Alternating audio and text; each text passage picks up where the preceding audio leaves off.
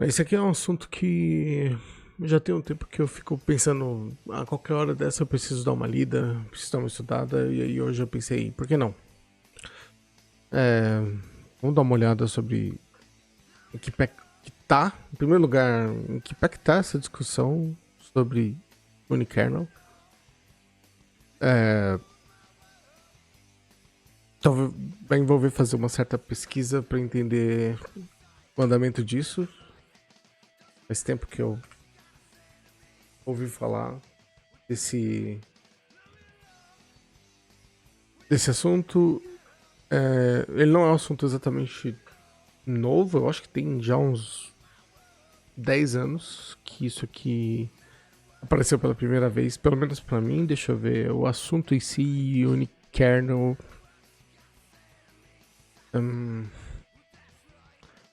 próprio site oficial, se você for olhar lá, um blog aqui, e o blog tá parado desde 2017. Hum, isso não é um bom sinal, pra falar a verdade. No caso do blog oficial do Unikernel, eu não consigo imaginar o que pode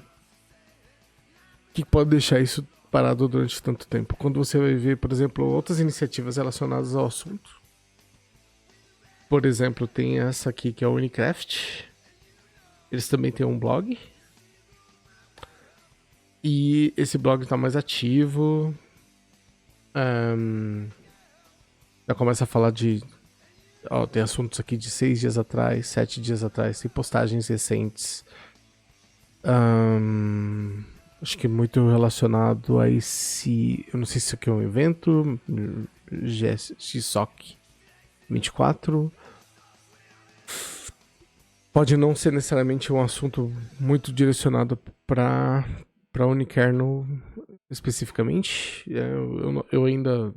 Parte do que a gente vai ver hoje é tentar entender como que o Unicraft se relaciona com o Unikernel. Ele parece ser uma espécie de Unikernel Development Kit, né? Ou seja, um DK. Mas a última vez que eu ouvi falar do assunto, na verdade, o que me chamou a atenção foi NanoVMs. Deploy unikernels to any cloud in seconds with no DevOps. Esse with no DevOps tem cara de bait. Mas não importa, já é uma parada interessante.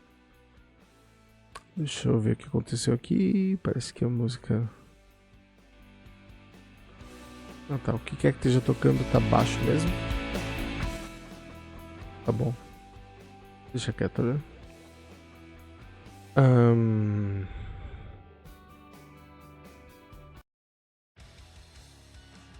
Alguma coisa afetou bem o volume. Eu já sei o que é. Foi mal. É o meu fone de ouvido. Deixa eu voltar lá pro.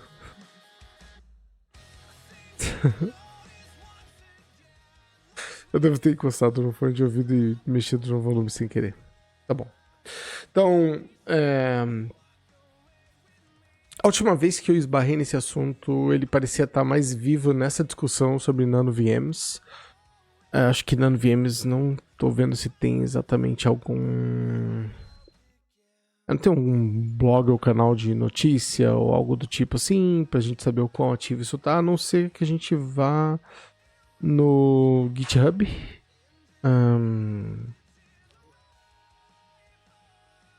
E eu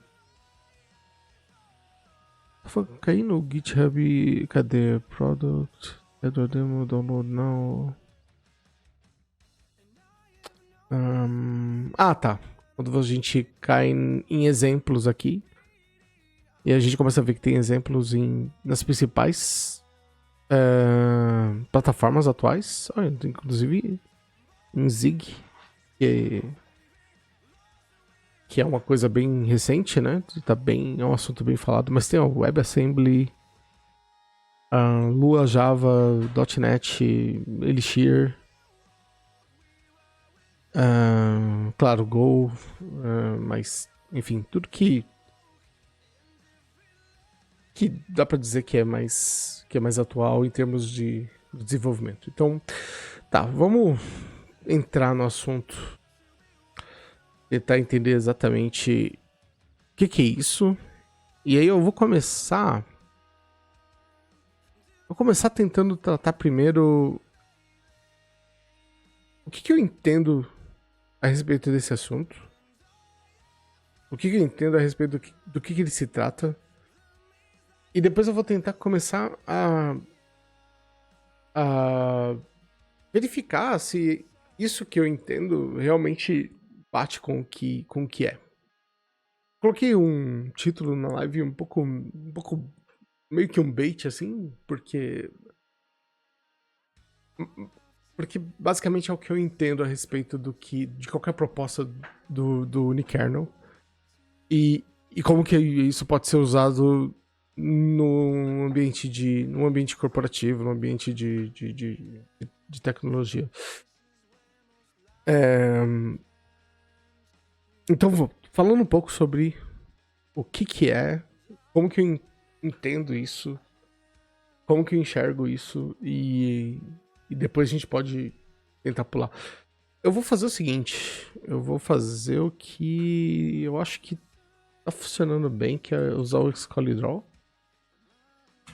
Será que é uma coisa... Ou será que eu posso ficar na leitura? É que se eu ficar na leitura, talvez eu pule um pouco essa etapa de falar do que eu penso que é, né?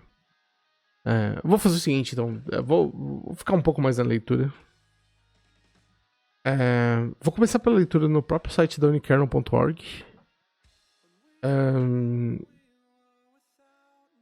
Que talvez seja um bom ponto de partida. E a gente vai tentando avançar até chegar no NanoVMs. E a gente vai tentando fazer isso meio que numa espécie de validação, assim, né? O que significa uma coisa e tentando confirmar isso à medida que a gente avança. Acho que o principal ponto que acho que faz sentido discutir aqui é, primeiro, qual que é o estado atual, né, das coisas. E basicamente, boa. Isso é um bom ponto de partida, então. Vamos pro CNCF. Então, para quem não sabe, esse aqui é o site da Cloud Native Computing Foundation. Que basicamente é uma fundação ligada à Linux Foundation para poder falar mais ou menos, para poder consolidar o ecossistema que a gente tem hoje em dia de ferramentas que a gente chama de Cloud Native, ou seja, ferramentas que estão muito ligadas ao eu vou dizer assim, ao ecossistema Kubernetes. Acho que é o jeito mais tranquilo de definir o que a Cloud Native faz hoje em dia. Então, existe é lógico que não se trata apenas de Kubernetes, mas eu acho que é basicamente onde as coisas giram em torno, né? Dá pra falar que o ecossistema de microserviços, o ecossistema de cloud, mas é que hoje tá tudo muito ligado. Então hoje quando você começa... Obviamente existem alternativas, mas se você vai falar sobre um standard que está se consolidando na comunidade como um todo, infraestrutura como código, containerização das aplicações e orquestração desses containers nos ambientes, tanto produtivos quanto não produtivos, e todo o ferramental em torno disso. Né? Se você for falar em torno disso, acho que a primeira coisa que a gente pode trazer para discussão tem um trio. Cadê a trilha? Existe uma trilha deve estar em Resources.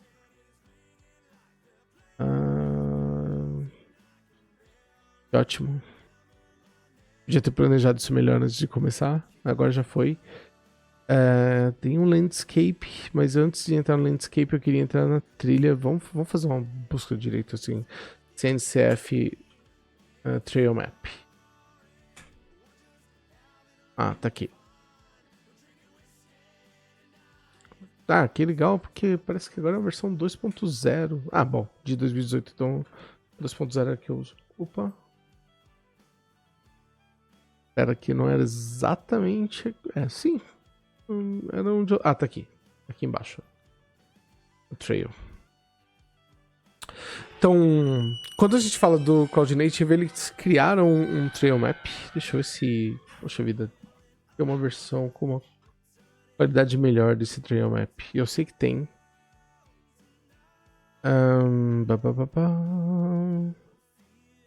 Vamos lá, gente.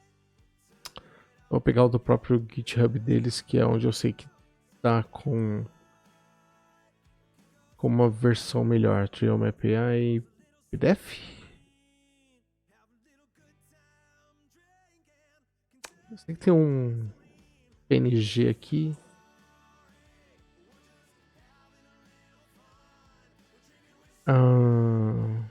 Uma imagem, uma nova guia. Olha o tanto de guias que eu já estou aberto só para poder falar desse assunto. Vamos lá.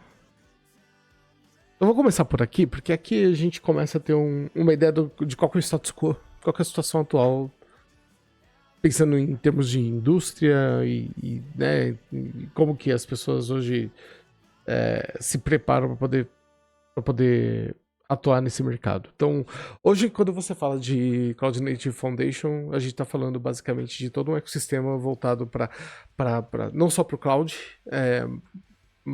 mas que gira ao redor de cloud, gira ao redor de Kubernetes. E para você poder fazer parte disso, você tem um trail map de amadurecimento, né? Que tudo começa em containerização. Então, eu não sei o quanto que tá fácil de ler aí, não sei se tá pequeno, eu vou dar um zoom e a gente vai navegando aqui sem problemas. Então, dá para fazer... Sim. Então, a primeira coisa, o primeiro passo no Trail Map do Cloud Native é a containerização. Ou seja, você ser capaz de pegar suas aplicações, os seus serviços, o que você, né, os seus entregáveis e rodar eles dentro de containers Docker. Então, comumente feito através de containers Docker, de qualquer tamanho de aplicação e dependências. Eu não sei o que é PDP-11, even PDP-11, PDP-11, não sei. Code running on an emulator. Pode ser containerizado. E aí, ao longo do tempo, você deveria aspire towards building suitable applications and writing future functionality as microservices. Tá, então, ao longo do tempo, você deveria começar a desacoplar essas aplicações para poder rodar funcionalidades como se fossem microserviços. Meio que o CNCF já assume que você está indo por uma abordagem de microserviços. E uma vez que você tem containerização, o segundo passo é você conseguir aplicar Continuous Integrations e Continuous Delivery. Eu detesto quando esses termos aparecem juntos, CI/CD, porque fica parecendo como se eles fossem um blocão monolítico da mesma coisa, e na verdade eu acho que é legal colocar isso em passos diferentes para poder significar, mas isso não importa. O que importa aqui é, no fim das contas, que a gente tá tentando chegar em Continuous Delivery. E para você ter Continuous Delivery, você precisa em algum momento fazer Continuous Integration. Então, eles podem não ser a mesma coisa, mas um é consequência do outro. Eles têm alguma ligação entre eles que não dá pra ignorar. Então, uma vez que você consiga colocar em funcionamento Continuous Integration e Continuous Delivery, para que as mudanças que acontecem no código automaticamente resultem em um novo container sendo construído, testado, colocado em produção, colocado em staging e eventualmente, talvez, em produção, isso tudo de forma automática. E aí você automatiza rollout e rollbacks através de teste. Então, se esse assunto for muito já avançado para alguém, lembra de, sei lá, entrar no nosso server do Discord e sugerir lá essa pauta. Tio Dani, fala um pouco mais sobre CI, sobre CD, sobre continuous deployment, o que é rollout, o que é rollback. Tá tudo bem, a gente troca ideia. Eu não queria perder tanto tempo com isso agora, porque o foco aqui é a gente ir falar de unikernel. Eu quero só dar esse contexto de como que é o status quo, né? Qual que é a situação atual. E aí, depois que você consegue falar mais sobre... desculpa, depois que você colocou isso já em ordem para fazer esse CI/CD, tem automação de teste, tem automação de deploy, coloca o deploy, faz deploy em stage, depois faz o deploy em produção, e tem automação de rollout, ou seja, né, as novas versões vão começando a ser usadas pelos usuários, e com isso você vai testando se isso está estável ou não. Se não estiver estável, você automaticamente faz rollback. Tem o próprio CNCF já começa a dar sugestões de ferramentas, então o Argo CD, o Argo, né, na verdade, é uma ferramenta nativa do Kubernetes para poder fazer deploying e rodar jobs e fazer workflows. Então já tem uma sugestão de ferramenta aqui. Parte do que o CNCF propõe, além do Trail Map, também é um landscape de ferramentas. E isso, acho que esse é de fato o projeto mais ativo que existe. Se você quiser, tá aqui Cloud Native Landscape, você tem um mapa gigantesco de tudo que é ferramenta que compõe o ecossistema deles hoje em dia. É lógico, isso aqui não é tudo, não é all inclusive, você vai pegando, né, as alternativas que você acha que são melhores para cada aspecto aqui. Então, por exemplo, você tem definição da aplicação, você tem integração contínua e continuous delivery, você tem as opções de banco de dados, opções de streaming, enfim, tem tudo isso, mas eles têm essas sugestões e eles têm até o nível de maturidade que cada ferramenta vai tendo, e essa maturidade eles colocam entre graduação, incubação, enfim. Mas eu acho que o ponto que a gente deveria chegar é o terceiro. É lógico, se você for ver, esse mapa vai mais pra frente, mas eu posso até passar rapidamente por eles, pelos próximos pontos, mas eu acho que o principal, o mais consolidado de tudo isso são os 4 primeiros, que é containerização em primeiro lugar, depois CI/CD, orquestração, e orquestração a gente está falando especificamente de Kubernetes. Kubernetes é, de fato, a solução líder de mercado hoje. Existem outras, tem o Nomads da HashiCorp, a própria Docker tinha eu não vou lembrar o nome agora, que é... Enfim, não vou lembrar agora o nome da solução que eles tinham, mas acho que até eles meio que deixaram de lado e hoje em dia não rola mais. Eu posso estar falando groselha aqui, pode ser que ainda exista, pode ser que ainda role. Eu só lembro que vi que a própria Docker estava começando a abrir mão da solução deles de orquestração. Mas o Kubernetes é de fato o líder de mercado hoje em dia. Se você vai falar de orquestração, você vai ver que o pessoal, a principal ferramenta de orquestração hoje em dia é o Kubernetes.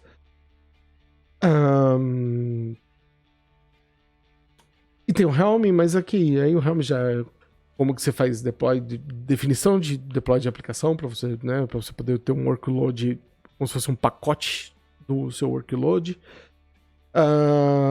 Aí você começa a aplicar observabilidade e análise. Então também tem ferramentas aqui de métricas, de alertas, de monitoração, de logs. Tem Open Tracing, você tem o FluentD, tem o Prometheus, enfim. E aí você chega... E esse assunto, o Service Mesh, começa a ser já um assunto não apenas bem mais avançado. E quando eu falo bem mais avançado, realmente você começa a ver o número de pessoas discutindo Service Mesh aqui no Brasil é muito baixo.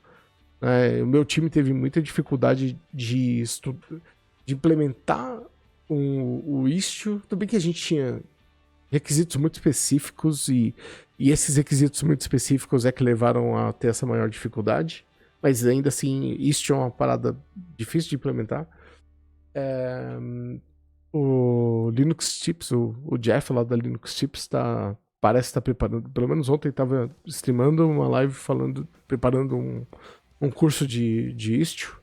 Mas eu acho que isso aqui já começa a fugir muito, já começa a ir muito mais pra frente a respeito desse assunto, do assunto que eu queria discutir. E eu não sei se vale a pena começar a entrar em detalhes aqui. Pode ser que a gente troque ideia sobre isso, sei lá, em um outro momento mais propício, mais adequado para falar a respeito. De qualquer forma, tem então os próximos passos para quem quer seguir esse Trail Map é o Service Mesh, começar a fazer Service Discovery, Service Proxy, usando Envoy, enfim, o próprio Istio. Network Security, então você começa a falar sobre compliance, de segurança para os seus containers, para os seus manifestos, enfim, né? Usar bancos de dados distribuídos, então tem uma série de opções aqui. Eu não acho que isso aqui já é uma coisa mais gradual. Aqui acho que já começa a ter pontos aqui que saem um pouco da ordem, né? Então, usar também soluções de mensageria e streaming, um gRPC. É engraçado que não tem Kafka aqui. Acho que o Kafka até faz parte do landscape. Cadê? Streaming, Cloud Events...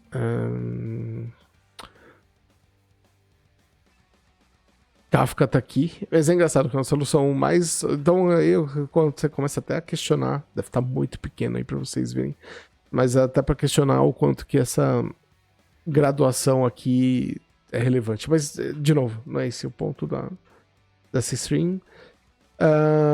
Container Runtime, então, hoje em dia acho que tipo, o Kubernetes já não suporta mais o Docker como runtime do cluster. Acho que ele já é por default o Containerd. Mas enfim, tem esse assunto também. E Software Distribution, isso aqui de fato eu nunca nem cheguei a discutir. Não faço ideia do que é o TUF ou Nutri, enfim. Não veio ao caso. Mas vamos lá. Então, tudo começa lá na containerização. Isso é basicamente o básico hoje em dia. Então, se você quiser falar de Hello World hoje, no mundo Cloud Native, você tem que pelo menos saber fazer um container doc. Você tem que saber fazer um Dockerfile, e fazer um Docker build, e fazer um Docker run desse seu container, ver se ele está subindo direitinho, entender como que você está fazendo o mapeamento das portas, como que você está fazendo, criando rede, usando volumes para poder... usar estado. Provavelmente hoje em dia todo mundo prefere fazer aplicações stateless, mas se você precisar, enfim, tudo começa hoje em containers. A primeira vez que eu li sobre Unikernel, ele já veio com essa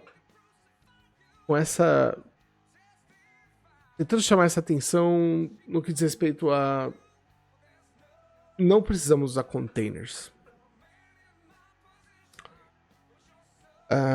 Então a ideia que eu entendi de Unikernel é você ter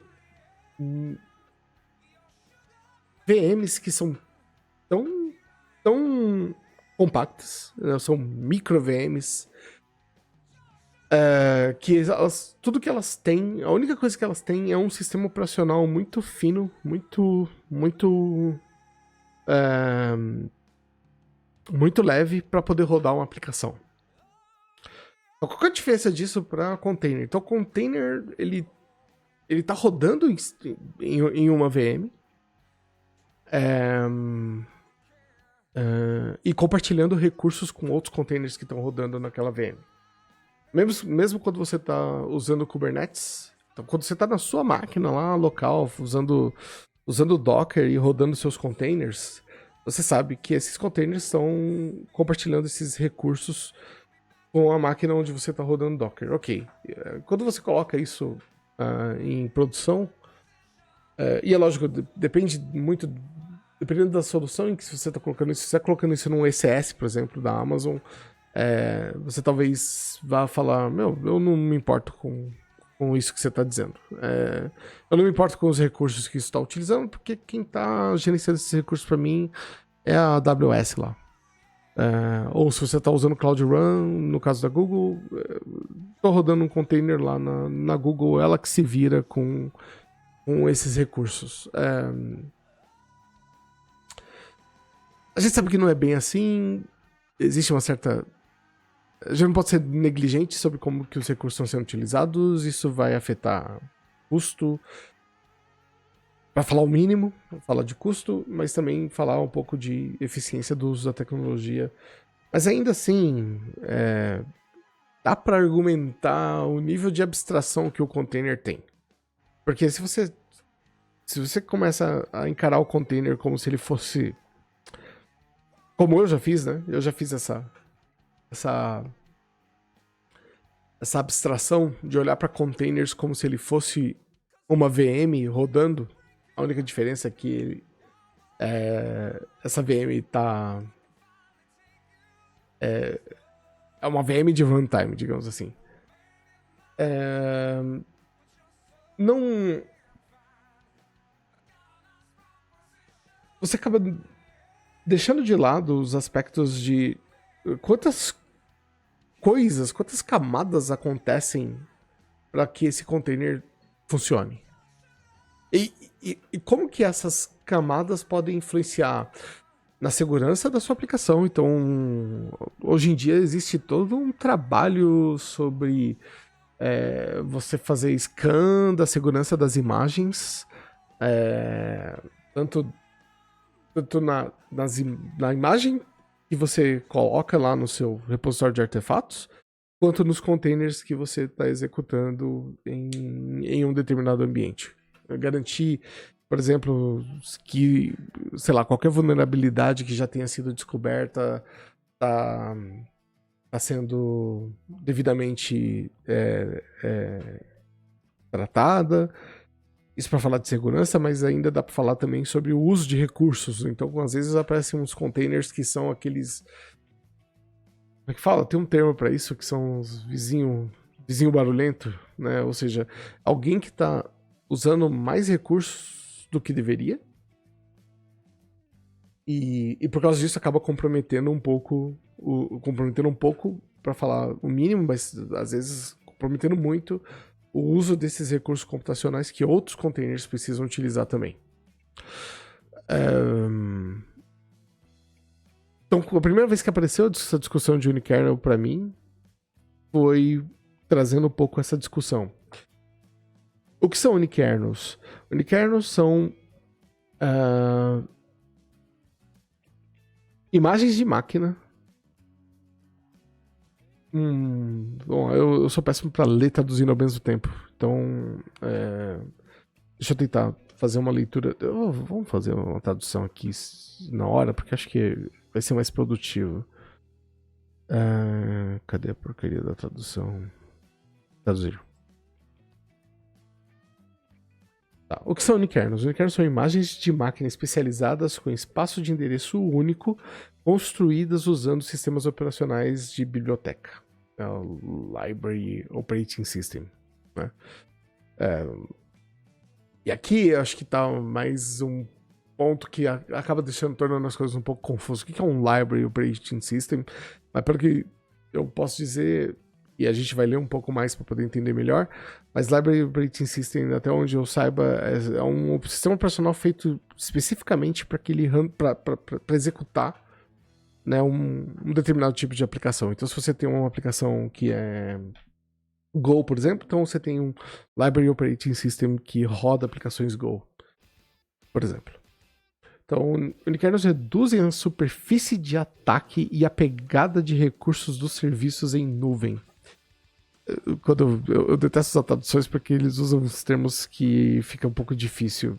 Pegada de recursos deve ser os recursos que... né, os recursos necessários para você rodar esse serviço. Eles são construídos compilando linguagens de alto nível diretamente em imagens de máquinas especializadas que são executadas diretamente em um hypervisor como Xen ou em Bare Metal. Como os hipervisores, enfim, alimentam a maioria das infraestruturas de computação em nuvem pública, como o EC2 da Amazon, Isso permite que seus serviços sejam executados de maneira mais barata, mais segura e com controle mais preciso do que com uma pilha completa de software. Aí aqui a pilha, ele está falando especificamente do Docker. Quando você cria uma imagem Docker, o que você tem, na verdade, é uma pilha de coisas acontecendo. Lá no fundo, que você tem lá uma primeira camada de abstração, que são os namespaces e os cgroups, que são um recurso específico do Linux, mas não basta só ter os cgroups e o namespace, você vai começando a trazer camadas e camadas de coisas. Então, para você poder ter uma máquina virtual, tá vendo? O nível de abstração funcionando na minha cabeça. Você tem um container rodando uma aplicação Node, por exemplo, você vai ter uma pilha de coisas que o container Node precisou colocar antes de chegar até a sua aplicação. E às vezes a sua própria aplicação também acaba contribuindo para essa pilha. Então você não começa com uma máquina. Você não começa com um container puro Node. Você sempre vai colocando lá no seu Docker. Seu Dockerfile vem trazendo outras coisas para pilha. Acho que isso é bom comentar, porque cada linha do Dockerfile basicamente é uma imagem nova que você está criando. Então cada linha monta uma imagem de um container, uma imagem de container a partir da linha anterior até chegar na linha do Dockerfile que de fato coloca a sua aplicação para rodar. Então cada uma dessas linhas cria uma camada. E cada camada cria um rastro de coisas que estão acontecendo, que podem trazer vulnerabilidade, ou que podem estar consumindo recurso, ou que podem, olhando aqui para essa própria descrição que ele coloca, pode estar gerando um custo adicional, enfim. Os unikernels oferecem muitos benefícios em comparação a um sistema operacional tradicional, incluindo segurança aprimorada, espaço ocupado menor, mais otimização e tempos de inicialização mais rápido. E agora ele está fazendo uma comparação com máquinas virtuais, que era o passo que a gente estava antes de ter containerização. Então, antes da gente poder usar containers Docker, o que a gente fazia era virtualizar máquinas. Então, precisava colocar uma aplicação no ar, eu criava uma virtual machine, instalava lá todo o parque de tecnologia que eu precisava para poder rodar minhas aplicações. Por exemplo, no caso do Windows, que era onde foi a maior parte da minha carreira, eu dediquei a maior parte da minha carreira, você tinha que instalar o .NET Framework, você tinha que instalar o IS, você tinha que colocar todo um aparelhamento do sistema operacional para poder rodar a aplicação com ASP.NET, com tudo mais.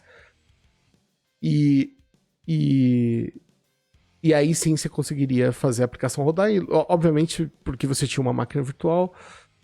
A máquina virtual tem recursos que não justificam rodar uma aplicação só, então você compartilhava outras aplicações, o deploy era complicado, era tudo bem chatinho. Quando a gente trouxe a ideia de containers, isso simplificou as coisas, mas criou toda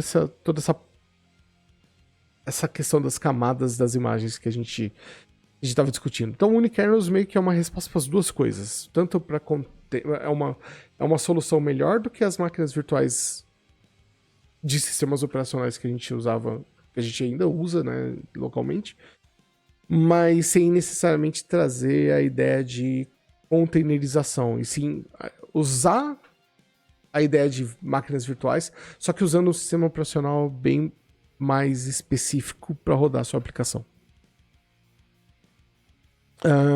E aí vem algumas das vantagens que ele está querendo listar. Ele tem uma segurança aprimorada, porque eles reduzem a quantidade de código implantado, o que reduz a superfície de ataque, melhorando a segurança.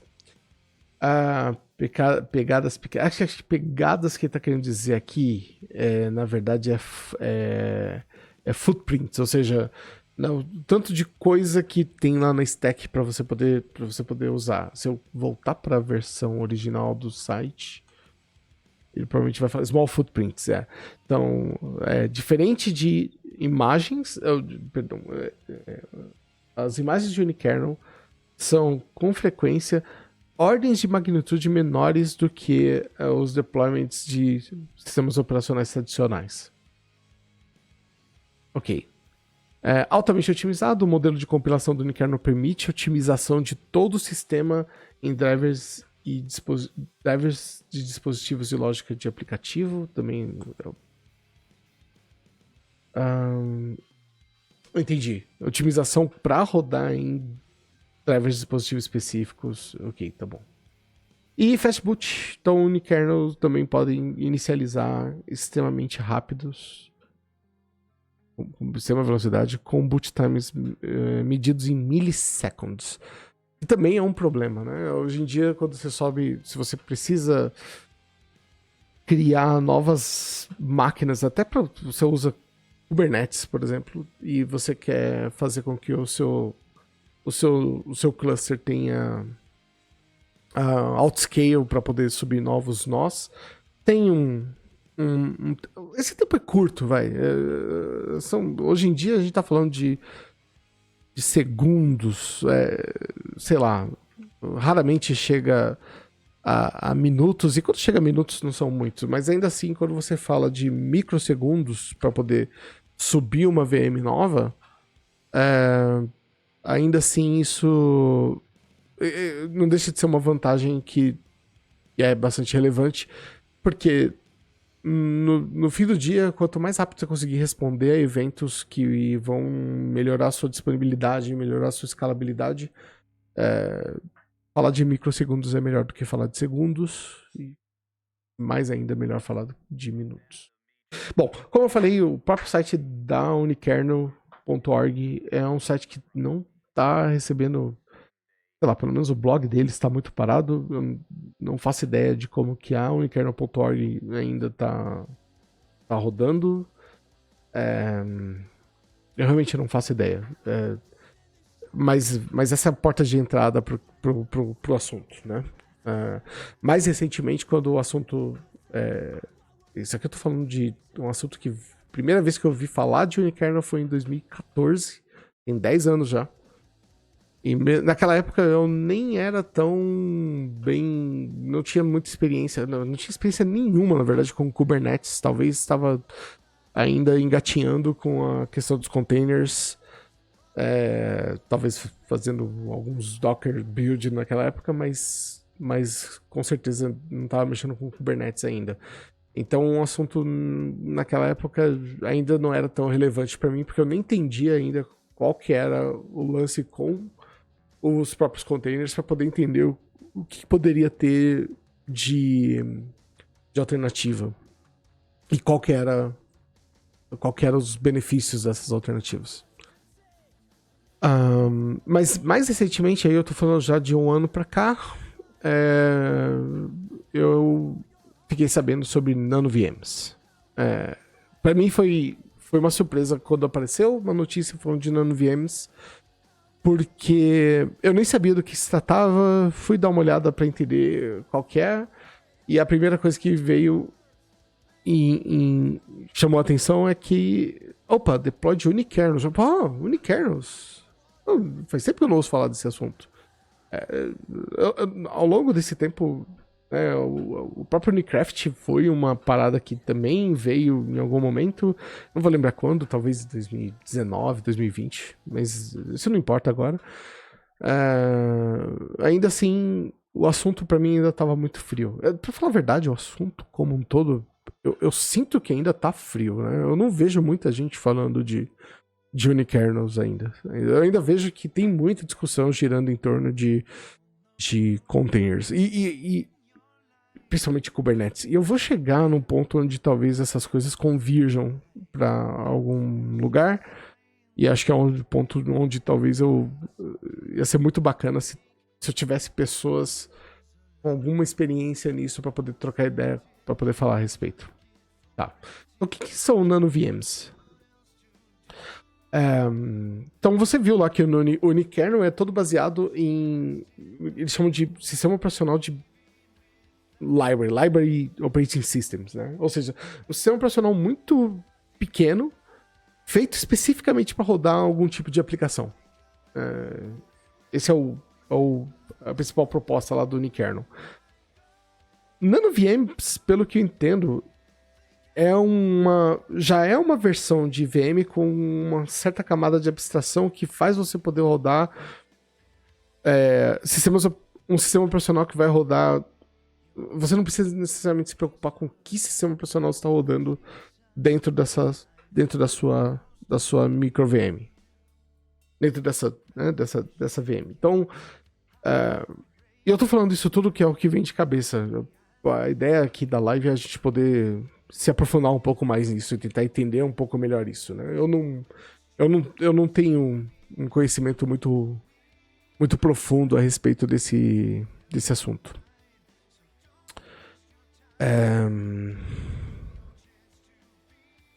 Vamos lá.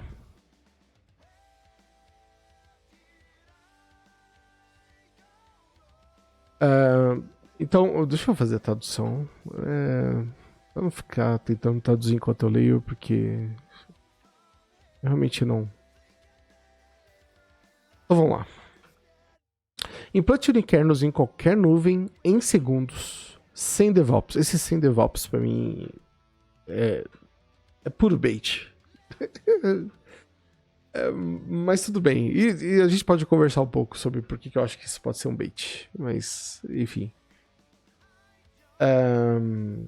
Execute até 300% mais rápido, com muito menos custo e forte segurança defensiva. Aqui tem agende uma demo, baixa agora, beleza, não tem problema. Implantando unikernels para as menores startups nos maiores governos, tá? Tem alguns showcases para poder falar um pouco. Por que usar unikernel? Então, unikernels são rápidos, seguros, aumentam a densidade do servidor e eliminam DevOps. Unikernels podem realizar 2 ordens de magnitude mais rápido do que o Docker e executar software até 200% mais rápido no GCP e até 300% mais rápido no AWS. Unikernels, por design, ajudam a prevenir muitos tipos de ataques de execução remota de código e você pode executar milhares deles em hardware comum. Tá, porque nós... Então, deve ter algum vídeo aqui. Deixa eu parar essa música aqui e ver se de repente... Cadê Labs? Tá, eu vou parar isso aqui e vamos tentar, então, ver o que de repente pode estar...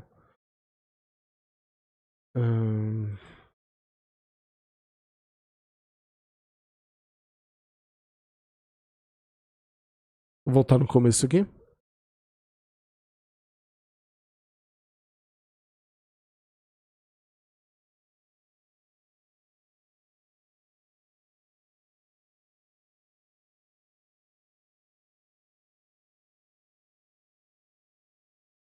Então, ele já começa falando justamente sobre, né, hoje em dia, quando os desenvolvedores estão fazendo deploy, eles usam container e aqui a gente faz mais ou menos a mesma coisa. Só que a aplicação e o sistema operacional se tornam um só, né? Então, uma pequena virtual machine isolada, e por isso que eles já começam a tratar isso com mais segurança, já lida com o fato de que ela é mais segura, porque uma série de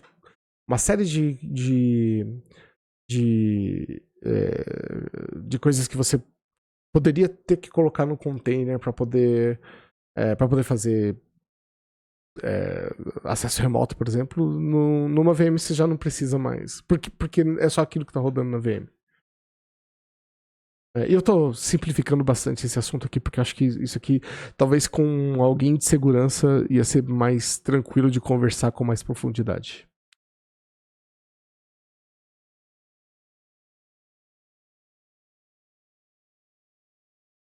Isso. Bom, eu vou voltar um pouco aqui. Deixa eu só ajustar, porque assim, eu diminui pra live, mas pra mim o volume tá alto. Então eu vou aumentar aqui pra live e vou usar o controle de volume do próprio vídeo pra poder. Ok. Eu vou voltar um pouco aqui o que ele tá falando. Opa.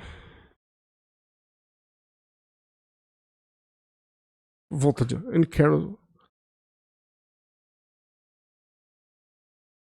Então, o principal vulnerabilidade que você tem em sistemas em sistemas baseados em Linux, que é Shellcode Exploits. A gente pode até, de repente, se for o caso, até Shellcode Exploits, poder falar um pouco disso em algum momento. Depois a gente vê um pouco a respeito disso. Nenhuma tecnologia. Então, nenhuma outra tecnologia está endereçando esse tipo de risco porque todas elas meio que herdam essas falhas que vêm do próprio Linux.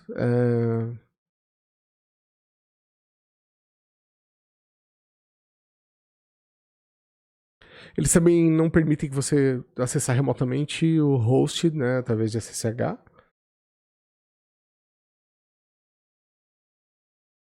Ou rodar qualquer outra coisa. Porque é uma máquina virtual dedicada. Acho que esse que é o principal ponto, né? Ela é dedicada para rodar aquela aplicação que você está tentando fazer o deploy.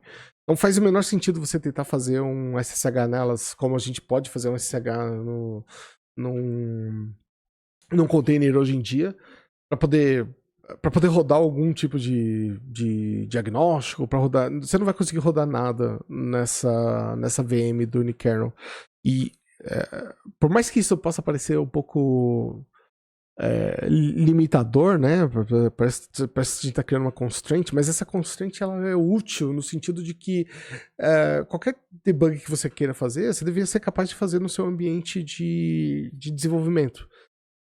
No momento que você coloca essa aplicação para funcionar numa VM, eu entendo que existem riscos aqui do que a gente está querendo dizer, assumir que você não deveria acessar essa máquina remotamente, mas o ponto todo do unikernel você nem vai conseguir acessar ela remotamente. Então, e nem faz sentido, porque a VM existe só para rodar a aplicação, né? Então, em vez de você rodar lá, por exemplo, para obter logs, igual quando você entra no container, que você tem ali, você tem um shell disponível com alguns binários que você pode executar para poder rodar diagnósticos, aqui você não vai conseguir fazer a mesma coisa. A NVMe é considerada a segunda geração de unikernel. Ele pode rodar muito sistemas longos, então ad hoc third party proprietary based binaries, então binários baseados em não, isso, binários baseados em sistemas proprietários de terceiros ad hoc, on demand, né? Então, isso significa que a gente pode rodar todo tipo de software enterprise. Então, beleza. A ideia do NanoVMs é justamente trazer a ideia de você poder rodar software que roda nas organizações hoje e que outras soluções de unikernel não conseguem. E aqui eu tô basicamente entendendo o seguinte, porque na época, e a primeira vez que eu comecei a ouvir falar de unikernels, você precisava ter um sistema operacional específico para rodar a sua aplicação. Então, se a sua aplicação fosse Go, tinha um sistema operacional específico para rodar unikernels Go. E isso tinha lá suas restrições também. Né? E aí você tinha um time que falava, não, aqui na verdade a gente roda Ruby. E aí você precisava ter um sistema operacional específico para rodar Ruby. E o que eu estou entendendo do NanoVMs, pelo próprio repositório deles lá, é que o sistema operacional deles é um pouco mais flexível para você poder rodar vários tipos de aplicações. Vou voltar aqui um pouquinho só para o começo da fala desse executivo.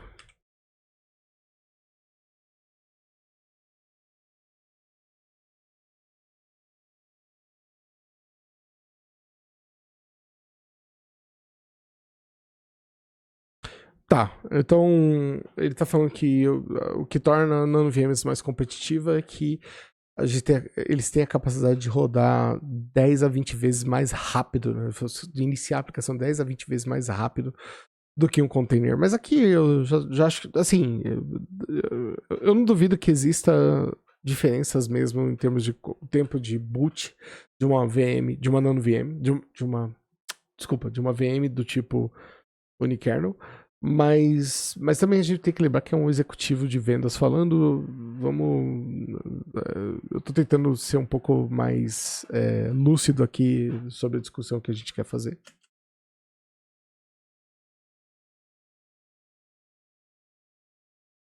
Como que o software é implantado?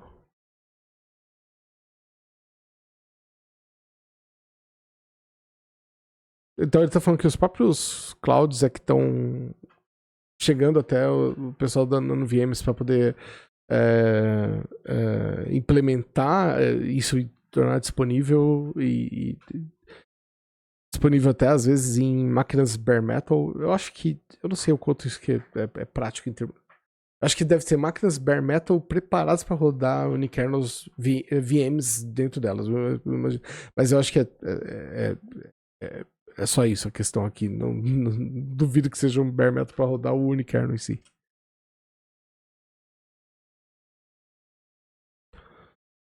Ok, acho que o vídeo vai acabar aqui. Beleza. Tá. Esse é um vídeo institucional, vai ter bastante propaganda aqui, talvez tenha alguns baits também. Pode ser que tenham concorrentes da NanoVMs que sejam relevantes, mas eu não ouvi falar de nenhum ainda. Então, esse assunto chegou em mim dessa forma há uns, sei lá, vou dizer, menos de um ano atrás. Com certeza ainda em 2023. E aí, na época, então, eu estava gerenciando um time de engenharia de plataforma. Então a gente cuida de cluster Kubernetes, né? Tipo, parte do papel desse time é cuidar de clusters Kubernetes, toda aquela parte do trail map que eu estava mostrando para vocês no começo da live, aquele trail map do CNCF, fazia parte do papel desse time, né? De criar uma plataforma baseada em Kubernetes, ou seja, se a gente já está falando de Kubernetes, já começa a falar assim de orquestração de containers, então as aplicações que os times de engenharia constroem precisa estar containerizada para você poder se beneficiar de tudo que a plataforma coloca. E a plataforma tinha integração com o cloud, no caso a gente era o cloud GCP, e o Service Mesh Istio com algumas ferramentas outras, como a Vault, Argo CD, enfim, tinha todo um ecossistema no qual essa plataforma era baseada. E aí eu pensei, onde que esse assunto começou a adquirir uma certa relevância é porque não é incomum você esbarrar em times de engenharia que estão construindo coisas um pouco mais específicas que podem gerar certos problemas dentro do cluster, principalmente por causa de capacity planning, né? Ou seja, pela forma como eles estão usando recursos. É muito comum. O primeiro grande problema que a gente tinha. Esse era o maior problema que a gente tinha, na verdade, porque é difícil você engajar os times de engenharia a cuidar dos seus containers. Então, era muito comum os times de engenharia pegar um template qualquer de manifesto ou usar copy-paste nos manifestos e dizer minha aplicação precisa de 500 megas de memória até 1 GB e uma vCPU. E aí você fala, pô, por que o pessoal faz isso? Com certeza não tinha nenhum tipo de julgamento feito da parte dos times de engenharia para poder entender qual que é o consumo de recursos que a aplicação deles está fazendo. Então, vira e mexe, eu achei esse era o principal desafio que o meu time tinha, era poder alertar os times de engenharia que existia de todos os nós que o cluster... A gente tinha alguns clusters Kubernetes que chegavam a 40 nós, 40, 50 nós, dependendo do dia, chegava facilmente a 60, 70 60 nós, ou seja, 60 máquinas virtuais rodando no cluster. Só que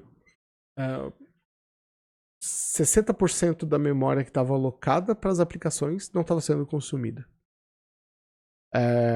E isso ficava ainda mais dramático quando a gente olhava a CPU, porque, sei lá, tinha muita gente que usava, que reservava para si em um container uma vCPU inteira e mal usava, sei lá, 200 mil vCPU. Às vezes para, né, tipo, às vezes bem menos que isso, só que tinha 10 containers, 10 pods rodando aquela aplicação. E por que 10 pods? Sei lá também, porque além disso, além de tudo, não havia também julgamento sobre como provisionar os pods. E às vezes era só porque, sei lá, em um horário específico do dia precisava ter mais pods rodando, mas ficavam 10 pods ativos.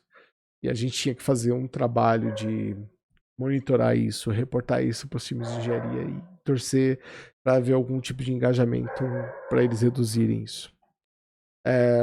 E o maior problema que isso gera, é lógico, isso gera problemas diversos de custo, né, de eficiência, mas ainda tinha o problema de como isso impactava as outras aplicações, porque esses recursos estão, às vezes, uma aplicação que de fato estava precisando usar esses recursos não encontrava esses recursos disponíveis. E não era. Foi mal.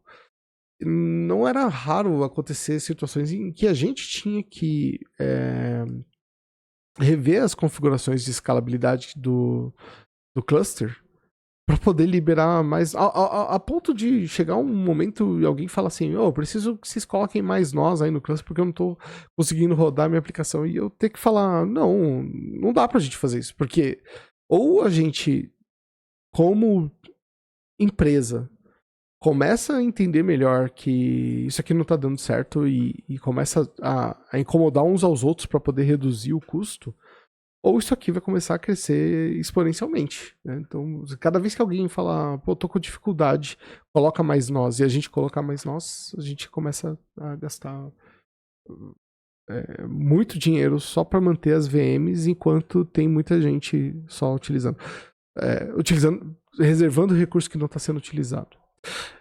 E foi aí que eu comecei a pensar, talvez, se a gente começar a migrar a nossa plataforma para, em vez de rodar no conceito de container, rodar no conceito de unikernel, pode ser uma estratégia.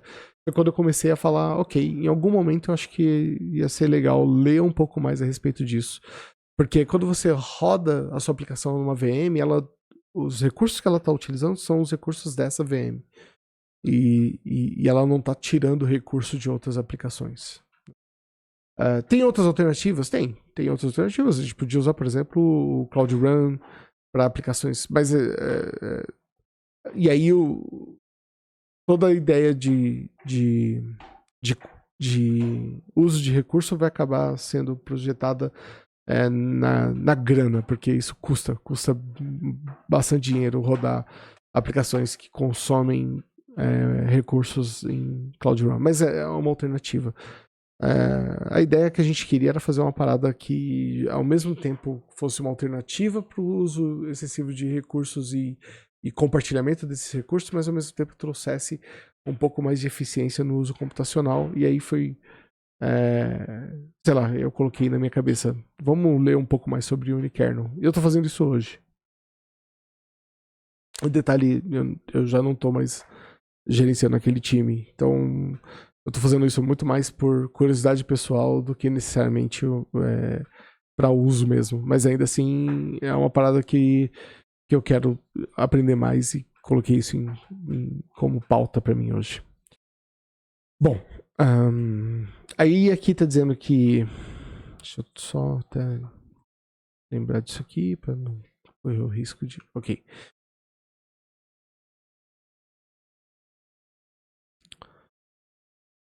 Hum,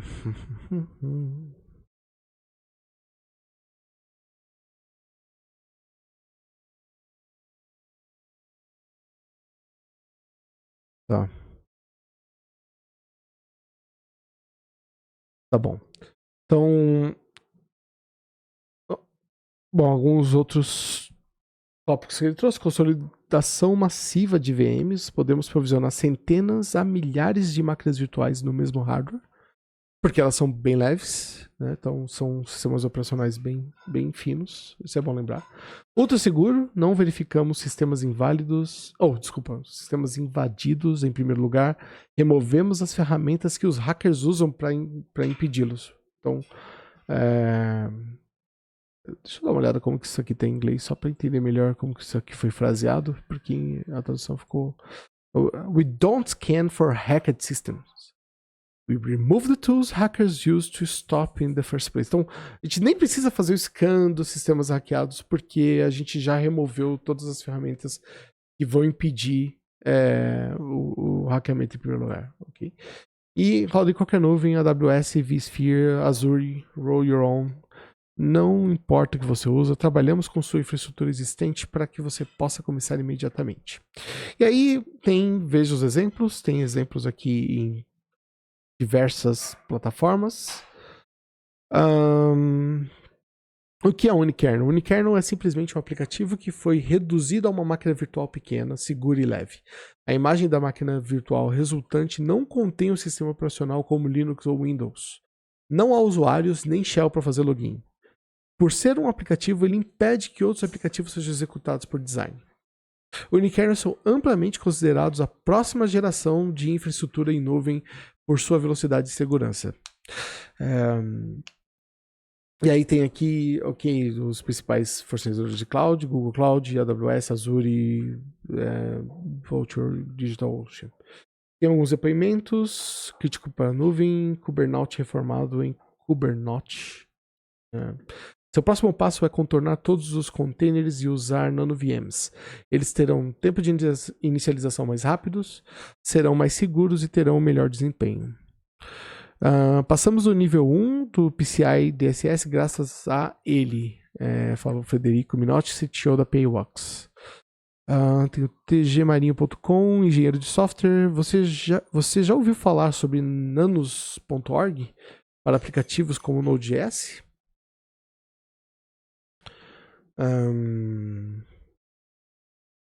Particularmente nanos.org, não. TG Marinho. Vou deixar aqui uma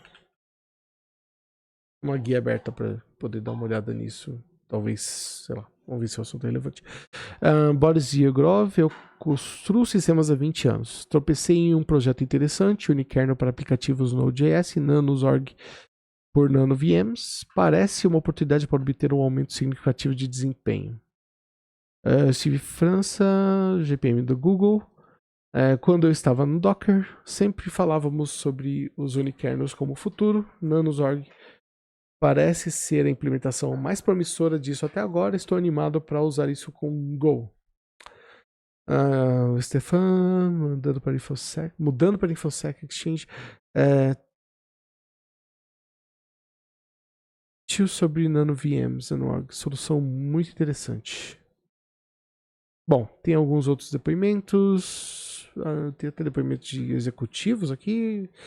Eduardo Amoroso: NanoVMs oferece um unikernel que minimiza a quantidade de software em execução no sistema operacional, reduzindo assim a superfície de ataque, cibersegurança, sistemas operacionais, ok.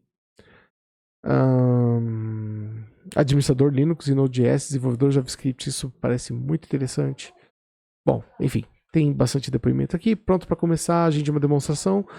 Não é isso que eu pretendo fazer aqui, eu pretendo tentar fazer alguns testes por conta própria e eu vou fazer esses testes em Go. Go? Deixa eu ver o que eu tenho rodando aqui no meu Linux. Tá, tem Go, então pode ser. E aqui tem um Hello World, então acho que provavelmente seria uma boa ideia a gente instalar. Vamos ver como é que funciona a instalação disso. Aqui tem um baixa agora, mas eu quero instalar no... Ah, tá aqui. É um curl, instalando operações. Tá, isso aqui tá traduzido, mas se a gente fizer um curl, aí... Deixa eu voltar aqui a tradução, porque ele traduziu inclusive o shell aqui. Então... Vamos lá. Deixa eu diminuir um pouco isso aqui pra gente poder fazer lado a lado.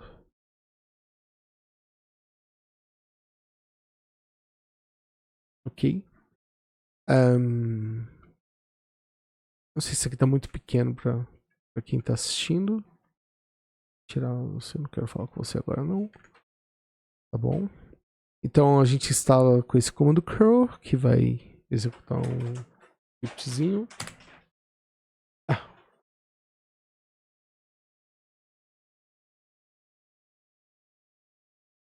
é um SH. Eu não sei de onde que... Could not lock file, ok, permission. Vamos usar um sudo aqui. Opa, ele já tava com... Ele já tava com sudo?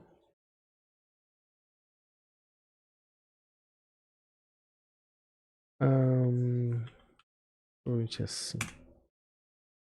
E, putz, agora eu preciso lembrar se é esse aqui. Não.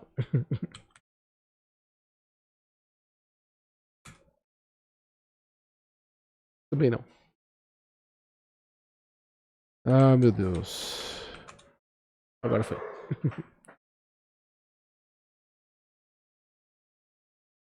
Tá bom.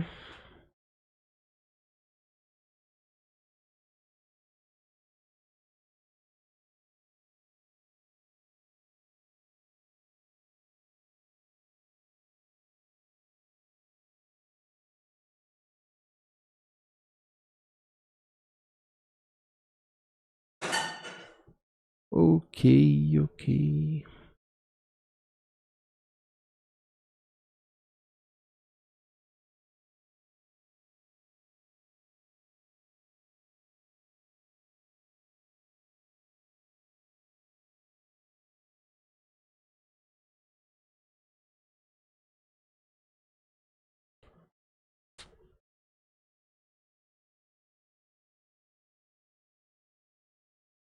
Successful installed ops version. Nanos version 00. Please open another terminal where the ops command will now be available. Tá bom. Então vamos abrir um outro terminal aqui e fazer ops pkg load.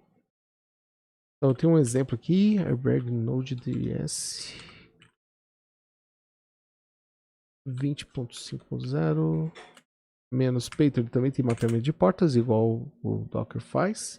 8083 menos a high.js. Tá. Ele falou que o Ops ia estar disponível e não tá. Update nanos.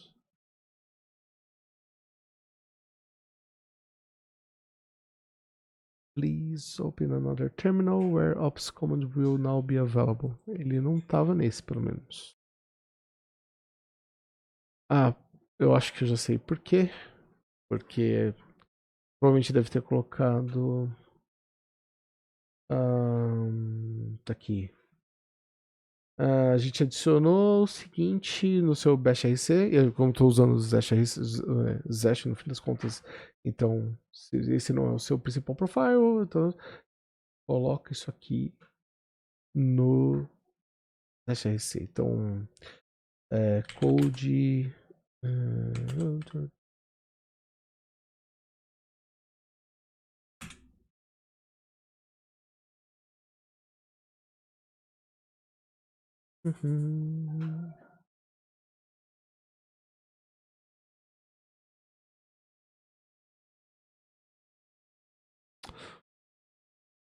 No estúdio, lá no finalzinho do arquivo, vou colocar isso aqui, salva, fecha. Fecha esse terminal, abre outro e PKG de novo. Oh, ops, na verdade. Ele continua dizendo que não encontrou. Tá vendo? Na verdade ele encontrou algum problema aqui. Deixa eu abrir de novo o arquivo, deixa eu ver o que eu fiz.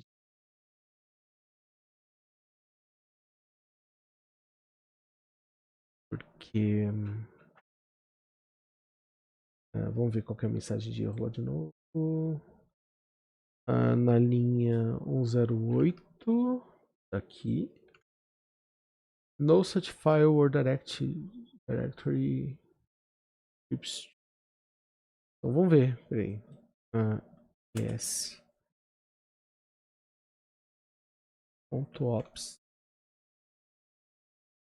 Não tem ponto .ops aqui, na verdade.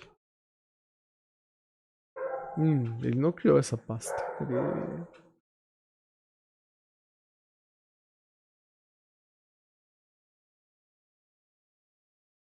Ops tier, home ops.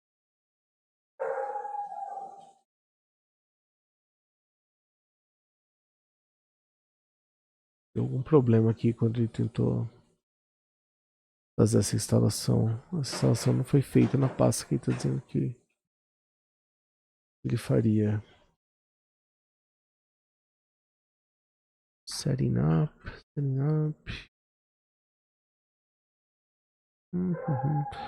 Peraí.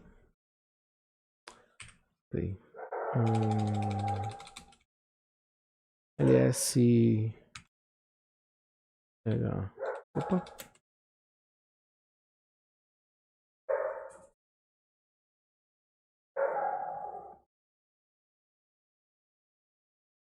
Realmente não tá com essa pasta.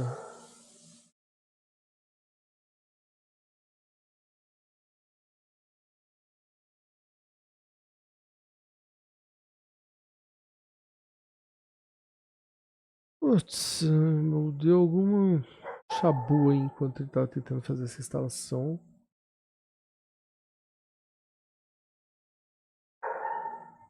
Peraí.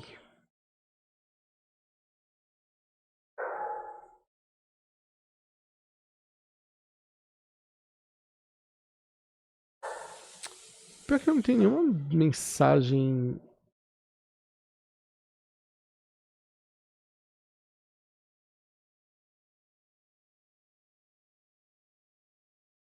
Signing ops. Download latest release, add into bash file success, install ops. Ver se a gente encontra essa mensagem.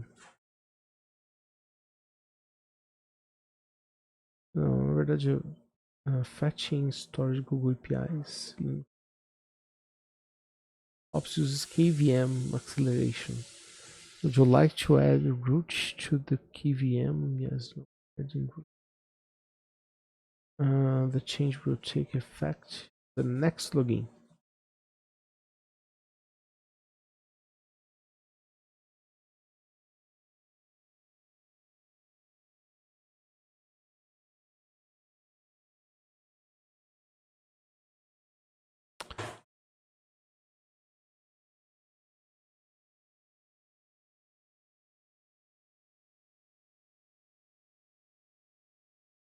Vamos lá.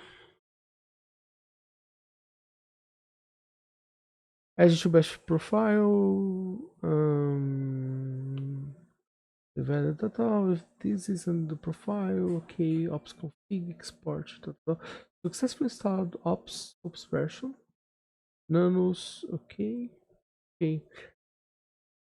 Ele reportou como se fosse algo que foi concluído, mas não tá, pelo menos não tá na pasta que ele diz que deveria estar. Tem um update nanos version. O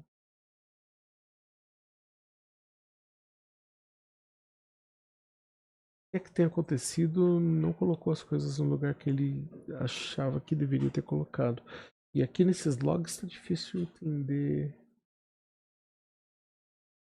Outro lugar que eu poderia colocar no We added the following your root bash. Ah, tá. Sério? Então, peraí. Então eu fiz bobagem, é isso? Eu deveria ter colocado aquilo no zest do root.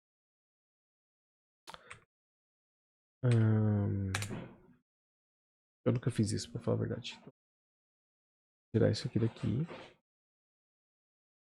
Ok. Vamos ter certeza do que a gente tá falando, né? ls barra root barra.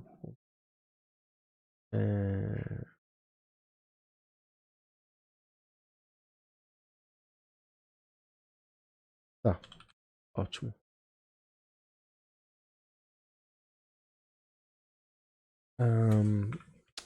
Saco. Lá tá o ops. Então, beleza. Tem que prestar atenção no que ele tá falando, certo? Lá tem. E olha que engraçado, porque lá no root não tem. Então eu vou fazer o seguinte. Fácil. Agora a gente tá no bash. E no bash a gente pode fazer um ops. Not found também. Como de ops not found, but there's. Vamos lá. Possível. Bash. Lógico que não é login. Bash sudo ops. Tá?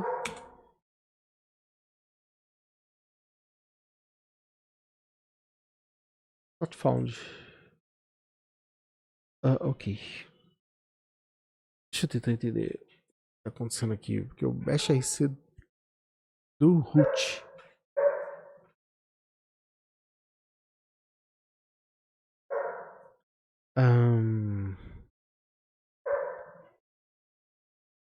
Pô, isso aqui deveria ser possível.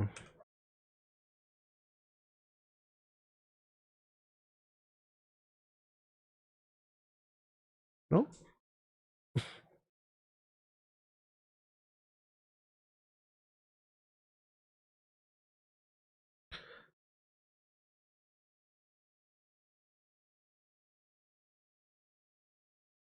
Óbvio.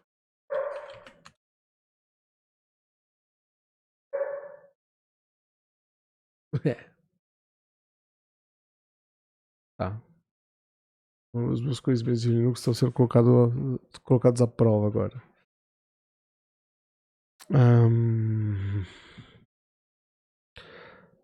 Eu não consigo rodar o ops daqui. Será que é só porque eu tentei rodar o. Rodei o SH? Possível isso.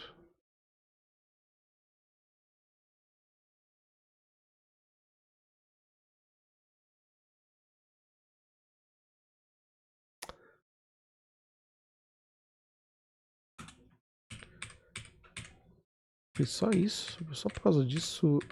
Ele. Nossa, onde. Gato. Vou tentar fazer isso aqui de novo então.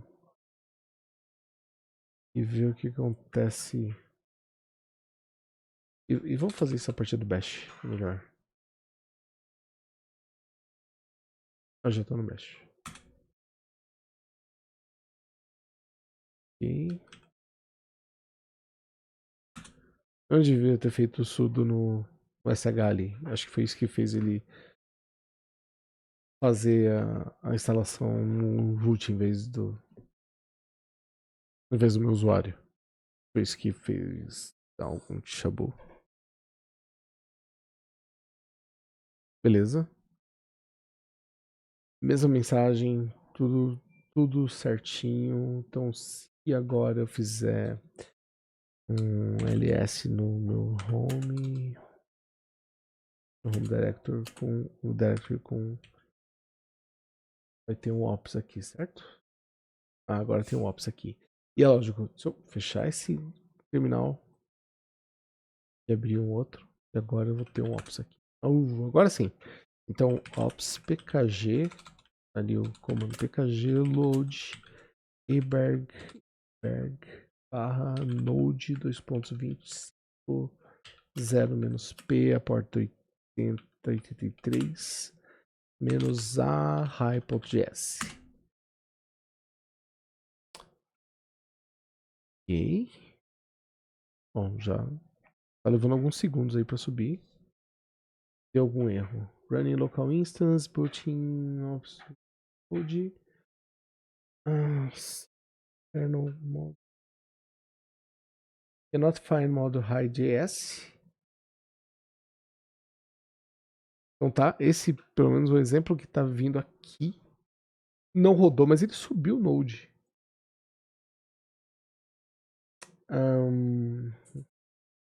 Então vamos ver agora sim o exemplo do próprio repositório deles aqui.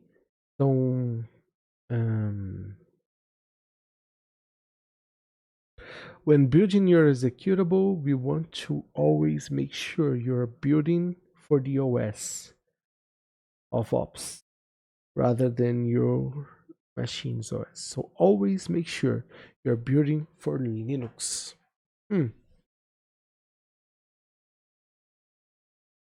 Tá, mas quando você vai no Hello World, você faz Go OS igual a Linux, Go Build Hello Go. Esse aqui é um Hello World normal, então a gente nem precisa fazer clone, é só a gente criar aqui. Então, deixa eu pegar aqui um CD Projects. Eu vou aumentar um pouco essa tela, eu gosto de trabalhar um pouco com a tela maior.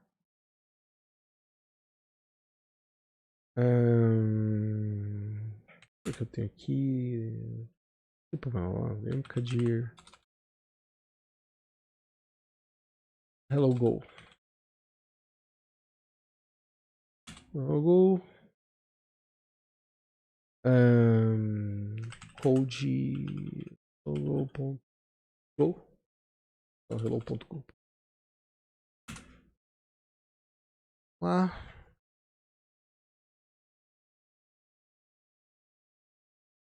Package main. Main e fmt.println. É isso. Hello. Salva. Beleza, ele importou ali, tá ótimo. Do jeito que tá aqui tá bom. A gente precisa fazer precisa garantir que é Linux, então go s igual a Linux e faz go build. Cadê de novo o site lá? Go build hello go.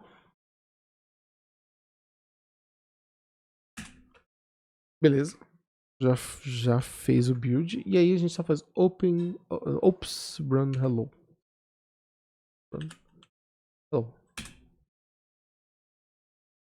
Ok.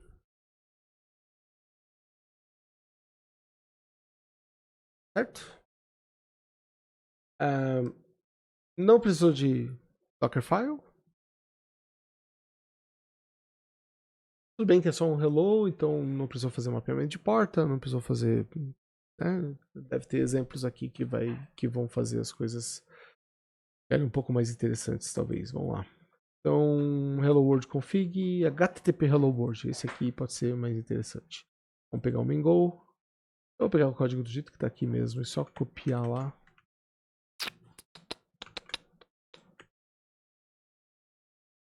Salva e faz o build.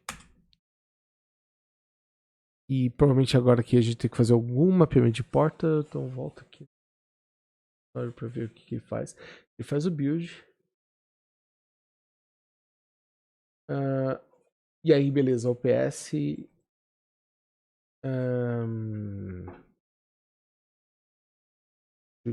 Eu não vou fazer. Por que ele colocou esse nome 03? Build your Golang application. Deixa eu ver. Fiz build normal. Eu salvei o arquivo, certo? Salvei o arquivo, é NetHTTP, tá tudo certinho, não tem nenhuma dependência. Tá bom. Então, vou fazer o seguinte, eu vou fazer igual a gente rolou aqui o Runlow, só que com um "-p 80.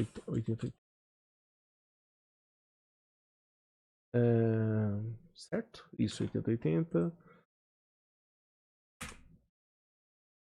Beleza.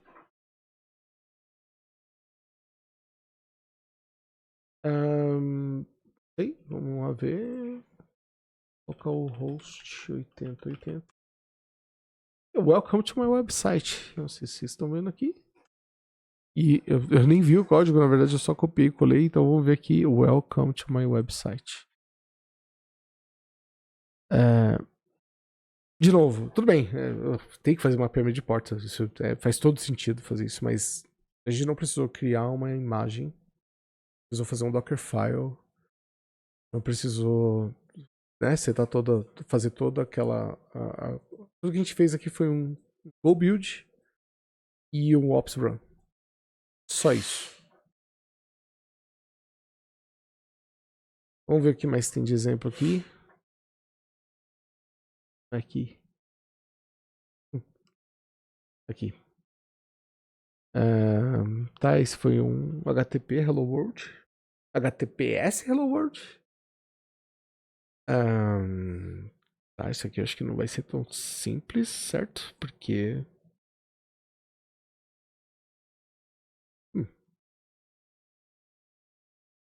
Vai ter um config JSON.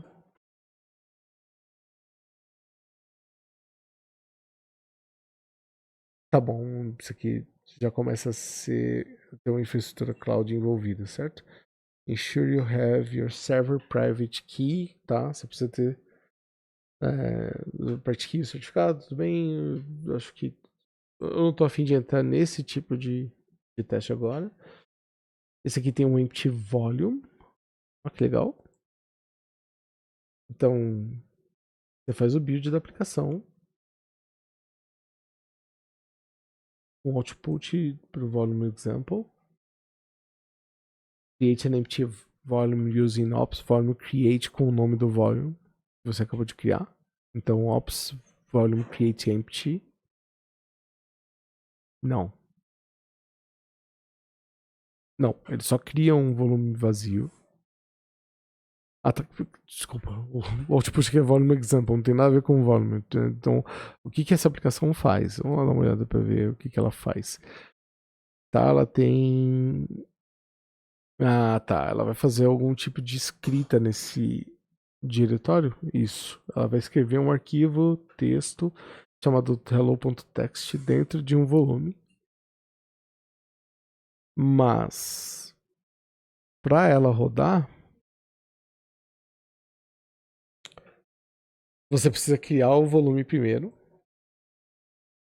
E aí você faz, ok, você consegue listar o volume. E aí você roda a aplicação jogando, fazendo mount do volume no UID /mnt. /mnt, então o UID do volume que você criou /mnt. Tá certo isso? Isso. Então, lá no código da aplicação, isso ele vai manter, ele vai ler as coisas a partir do MNT. Tá bom, faz sentido. E aí você pode abrir então esse arquivo para você ler e conferir lá. Peraí, essa aplicação roda o binário criado volume Go twice. A primeira vez você deveria ver esse output, que não tem nada lá, mas na segunda vez, attached volume initially empty, but no next run vai ter um hello text lá. Ok. Tá, esses são os exemplos que tem em Go. Vamos ver se de repente em outros exemplos tem alguma coisa mais interessante para ver acontecer. Eles têm exemplos aqui em Clojure, olha que legal, C++, Elixir, JavaScript, deixa eu ver o que tem em JavaScript. Então tem Hello World, NPM Hello World, Remix Hello World, Deno, legal. Tem um Exemplo Express. Vamos ver isso aqui. Parece ser interessante. Ele tem uma aplicação, tem um config JSON. Ele usa package JSON. Cadê o package JSON? Eu não vi. Ele não tem package JSON aqui. npm. Então você instala ali o Express na hora. Roda o Hi.js.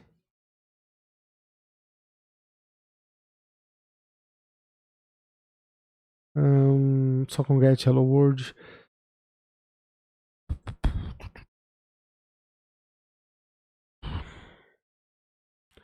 De um jeito ou de outro. Tudo bem, é só porque eu não tenho um package.json, porque a gente poderia fazer um npm install save e garantir, beleza, se quiser fazer integração contínua e tudo mais, mas o importante é você faz um load. Entendi, ele faz o.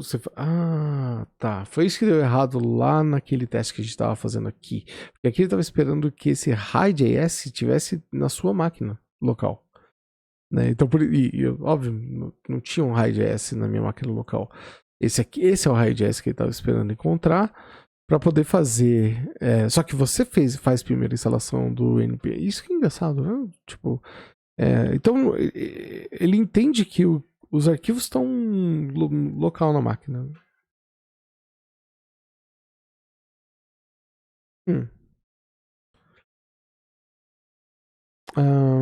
Que mais a gente tem de exemplo?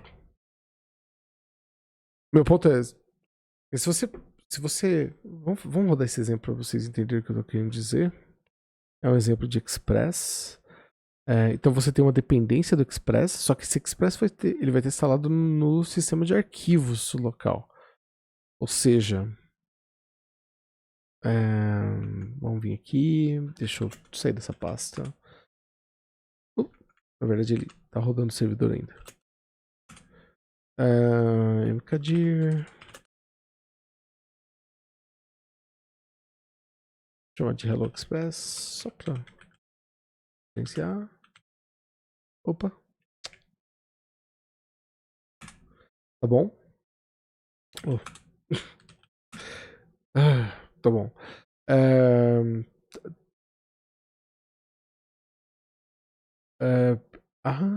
Tá. Peraí. Acho que agora eu começo a entender. Olha só, eu acho que esse config.json é o que vai falar, será que é isso? Eu vou ignorar esse config.json só pra gente ver como é que isso aqui funciona. Então eu vou dar um code Hi.js. Code Hi.js. Copiar o código que tá aqui.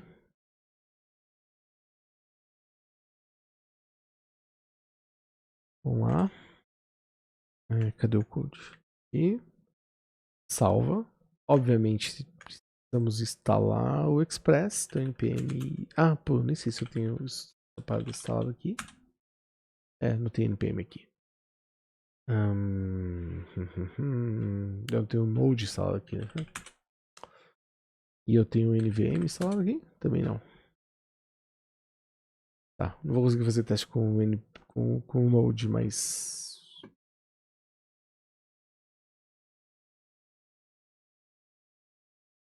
Mas eu deveria ser capaz de rodar essa aplicação... Tá? Vamos lá. Ops run. Ele pega a partir de uma imagem que ele tem.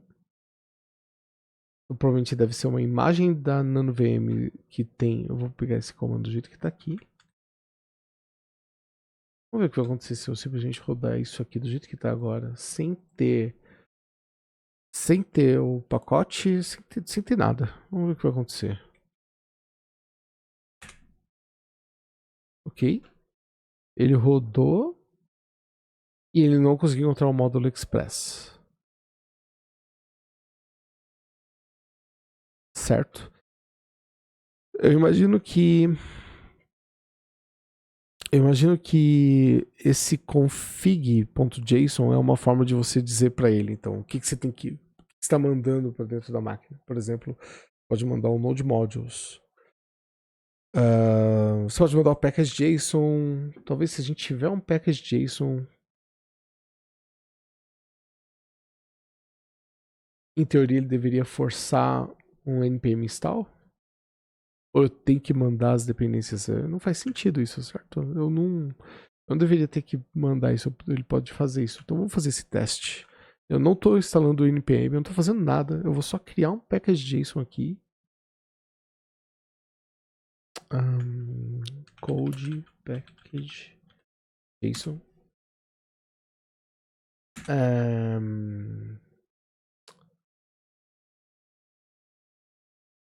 Faz muito tempo que eu não tenho um package JSON na mão. Então, deixa eu ver como que é o esquema dele aqui, para lembrar se é dependencies ou da estrutura dele, bugs. Quero ver a parte de dependências.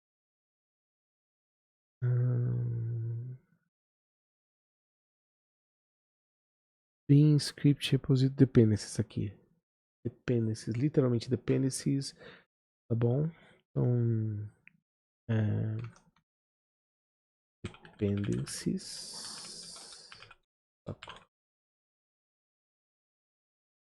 Então, array, certo? Não, é um objeto.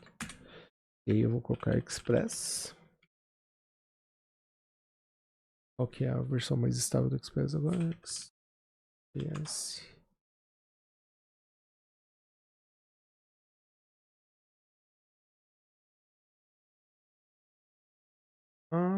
Qualquer versão, qualquer versão. Assim, deve ser de novo a porcaria. Aqui, 4.19.2. 4.19. Nossa, legal, ele já tava. Aqui. Então, se eu fizer isso, e aí eu também tenho que criar esse config JSON, ou de config JSON. E aí eu vou pegar o que está aqui, mas eu vou tirar essa pasta Node Modules, porque em teoria eu não deveria precisar dela. Ou será que eu preciso criar a pasta? Não, o NPM em teoria cria essa pasta. Então, vou tirar essa pasta aqui. Vamos ver o que acontece. Opa.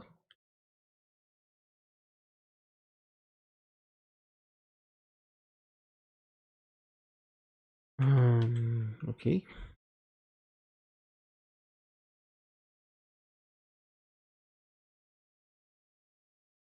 Vamos rodar assim o comando para ver o que acontece agora. Tá. Ele ainda diz que não consegue encontrar o Express. Então ele provavelmente não deve rodar um npm install internamente nessa imagem que está aqui. Você precisa. Faz sentido, né? Você precisa ter um ambiente Node e tudo mais. Eu só não estou instalando aqui porque não é esse o meu foco aqui.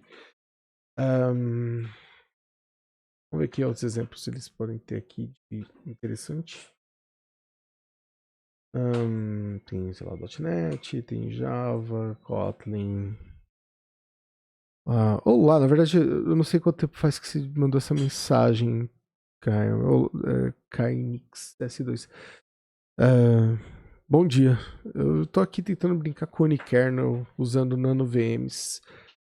Tô fazendo isso usando os exemplos que tem aqui, que são exemplos bem simples, mas vendo, por exemplo, a principal vantagem que é você não precisar ter um Dockerfile, você não precisar fazer um build do container, ele simplesmente pega a aplicação e roda do jeito que tá. A gente fez alguns testes com o Go, inclusive subindo um serverzinho HTTP, e foi muito prático, bem rapidinho assim para fazer. Funcionou bem. É lógico que talvez pegar alguma coisa um pouco mais complexa poderia tornar as coisas mais interessantes.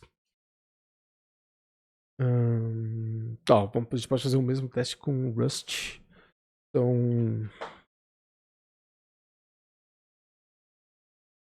a gente deveria criar. Vamos fazer isso. Fazer isso então.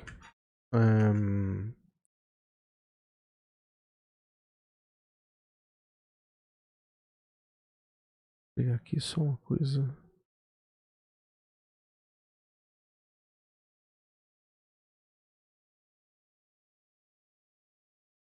Não. Eu não tenho configuração aqui, depois eu vejo. Vamos ver. Vamos fazer um encadir.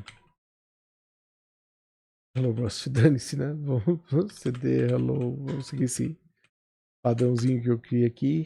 Vamos aqui. Ok. Code. Deixa eu code ponto e aí abrir aqui um. Qual que é o nome do arquivo que ele criou? HTTP Server RS.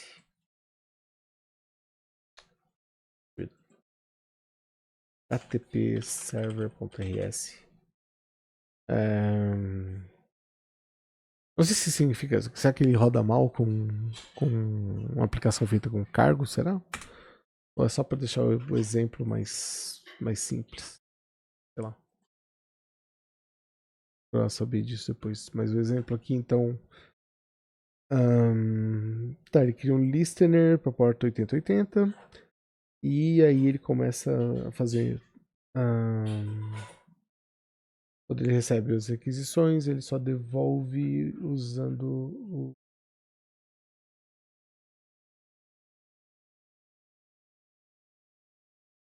handle client.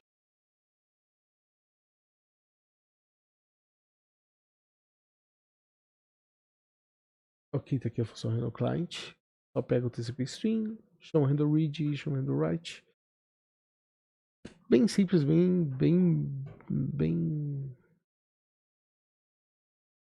tranquilo. Vamos só então colar o código aqui. Salva. Então, basicamente o que a gente tem que fazer aqui é fazer a compilação do Rust C. E agora eu vou ter que lembrar se eu tenho o Rust instalado aqui no Linux. Eu não tenho. Ai, que ótimo. Vamos lá fazer isso. Rust lang. Instalar o Rust aqui.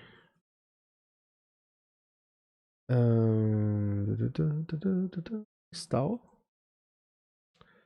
Eu quero instalar no Linux.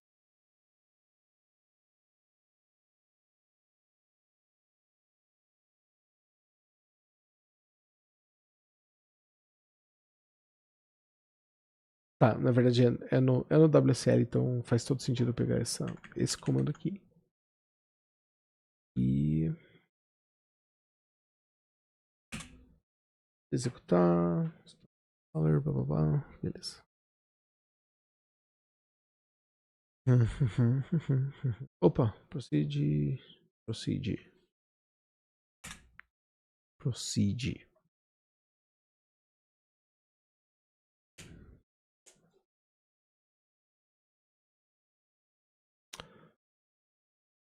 Bora.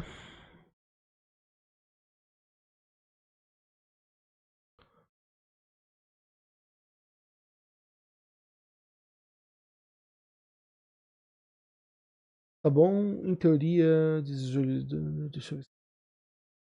Não, great, deixa eu ver se a gente precisa fazer mais alguma coisa. Preguiça de ler. Você, tá bom? Tá aqui. Então vamos lá no Projects Hello Rust e fazer a compilação de acordo com o que está escrito aqui. Rust C. Ok. Couldn't read. Poxa vida, eu mudei o nome do arquivo para HTTP Server sem o traço. Tá bom? E aí é assim que a gente roda o Nano VMs. Lógico, fazendo o mapeamento da porta e executando o HTTP, que é o binário que a gente acabou de gerar aqui na compilação. Já tá rodando, já tá ouvindo, então se a gente vier aqui, localhost 8080. E tá aqui o Hello World. Né? Então, vantagens disso. Primeiro, do ponto de vista prático, a gente não precisou criar um Dockerfile, nem nenhum tipo de Docker Compose, nada baseado em. Aí eu tô falando assim, do ponto de vista prático, eu acho que não é esse o ponto, mas não deixa de ser um bom ponto, né? Em teoria, o time de engenharia não precisa aprender uma sintaxe. E eu tô falando isso, hoje em dia isso é meio que bem estabelecido na comunidade. Então não é como se criar um Dockerfile fosse um desafio, mas ainda assim é uma coisa que fica no caminho, é um arquivo a mais para manter no repositório, é uma etapa a mais para fazer, né? Então esse é o primeiro ponto que eu enxergo já no unikernel. Mas deixando isso de lado, vamos focar ainda nos principais pontos que eles trazem como vantagens, que é você não precisar, você ter mais segurança, porque ele roda numa VM e essa VM é específica para rodar somente essa aplicação, ela não tem nada adicional, ela não tem shell para você poder tentar acessar remotamente. Isso pode ser um problema para você, mas com certeza vai ser um problema para hackers também. E eu acho que nesse ponto isso é o que pega. Ela é realmente bem rápida de subir, mas assim, considerando que o que eu tô fazendo quando eu rodo o comando Ops, ele tá subindo uma VM. Eu não. Pra mim é tão rápido quanto subir um container. Aliás, dependendo do container, eu diria com muita segurança que é mais rápido, inclusive, que subir alguns containers por aí. Então, em teoria, a gente poderia, de repente, em um outro momento, tentar explorar isso nos clouds mesmo, para ver isso funcionando no cloud. Eu acho que uma das discussões que eu gostaria muito de ter é como que fica a orquestração dessas VMs. E aí eu tenho a sensação de que o caminho para fazer orquestração é Kubernetes. O que é engraçado, porque significaria que você usaria nós Kubernetes para fazer toda a parte de scheduling e orquestração, health check de aplicação,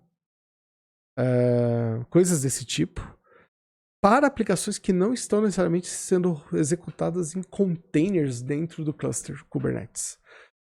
E sim rodando em VMs na mesma rede que o cluster tá. Então o cluster vai virar só um cluster para aqueles serviços básicos do Kubernetes, do Kube, né? Tipo, sem necessariamente precisar dos kubelets para poder organizar os containers no cluster. Os únicos containers rodando no cluster são os dos próprios serviços que o Kube precisa.